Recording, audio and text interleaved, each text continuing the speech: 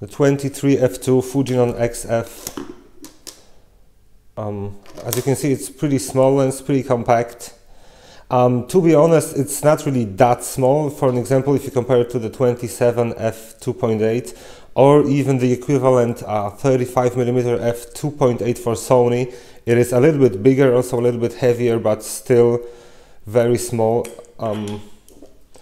It came as I bought it as a kit lens for this camera, for the Fuji X-E3, and as you can see, it's looks really nice on it. It's more or less the same size. The camera is a little bit front heavy, but really this camera is front heavy with any lens, so this is something you'll have to deal with. There's no grip, so you know, this is the way the Fuji chose it to make. As you can hear clicks, probably you can't, but so you know, you have fixed steps on the aperture ring. You can really feel it going back and forth. You have the scale here, so you can set everything up even before you turn the camera on. The filter size is quite small. It's a 43, so filters won't be that expensive for it. I don't know, probably it would be a nice tripod lens because it's not that heavy, so you could get some ND filters or something like that. It's all built out of metal. It's really sturdy and well built. It has a weather sealing, so you can shoot it in the rain when you're, of course, if your camera has weather sealing as well. And yes, the quality of the photos is really great. Let us jump straight into them. Let's start with a photo at f2. At f2 you actually will experience some softness. So here we are. The photo is sharp, of course, but it's a little bit soft. You can see there's some, I don't know, like a halo or something like that. Like you would just go with clarity to minus something. But of course it's sharp corner to corner, there's no problem. You can see the softness here because, you know, because of the depth of field a little bit more. But if we jump to something like ISO 2 at aperture f2.5, it's actually gone. This is ISO 200. Of course there's a little bit of noise because, you know, it's ISO 200. I really don't understand why Fuji does that in this time and age, but they do. But of course when you go to the corners, everything is sharp. There's no distortion. There's of course a little bit of a like a wide angle distortion because it's, you know, it's high up, and 23 is really not that, you know, it's 35 full frame, so it's counted like the last wide angle focal length.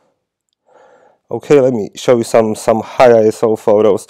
So the overall sharpness, the overall feel, micro contrast and everything, it's really I mean, this is great. You can see the photos, it's just unprocessed raw.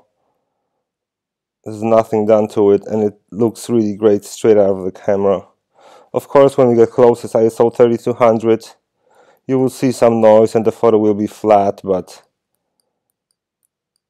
everything, you know, corners and everything is sharp. Next one, this is ISO 800 f2. It's really sharp.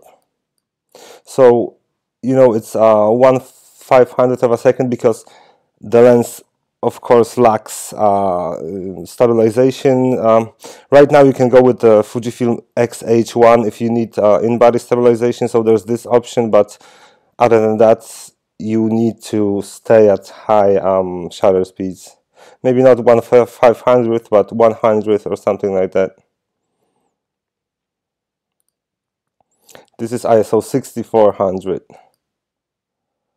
And of course everything's still sharp.